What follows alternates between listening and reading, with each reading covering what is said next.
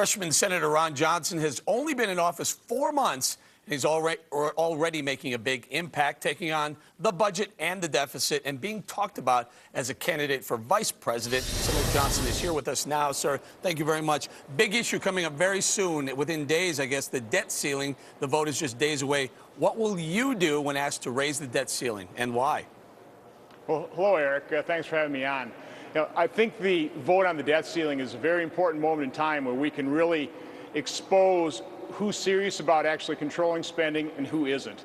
So I think we need to utilize that moment as a maximum leverage to extract the strongest possible spending controls.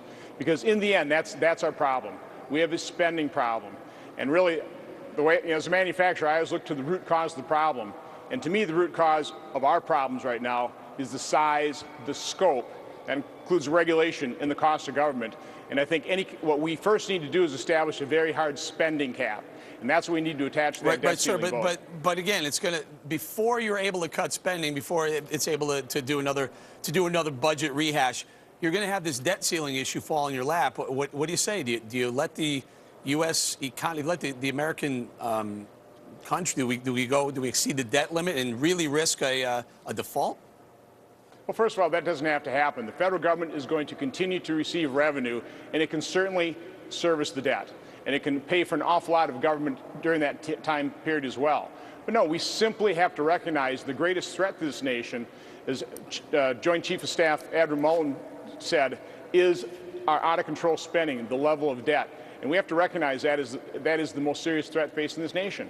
I agree with you, and I agree with allowing the economy to exceed the debt limit and then work on the spending cuts, otherwise you may never get them. But is that what you're saying, you would vote against raising the debt ceiling? Unless we have very strong spending disciplines, that spending control, there's no way I would vote to increase the debt ceiling. Right, so that's likely not going to happen, sir, because we're going to hit that debt ceiling any minute now. So let's talk a little bit about President Obama and his handling of spending, I guess. You know, when he was Senator Obama, he was against raising debt ceilings, but now he's president. He's changed his tune a bit, right? Yeah, there may be just a little bit of hypocrisy there. Listen, one of the biggest disappointment I've had coming to Washington, and I've only been here for 4 months, is the lack of leadership that this president has shown in terms of fiscal discipline. I mean, he put forward a budget for 2012, a 10-year budget that would increase our national debt by another $13 trillion. That's almost the size of the entire U.S. economy today.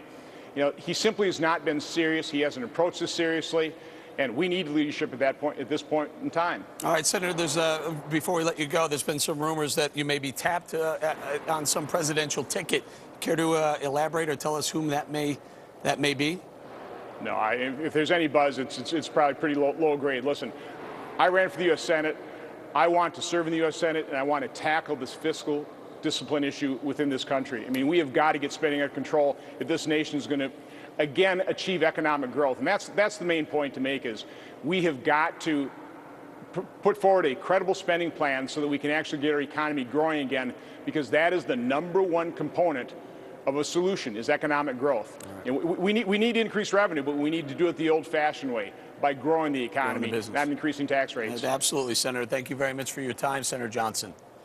Thanks for having me.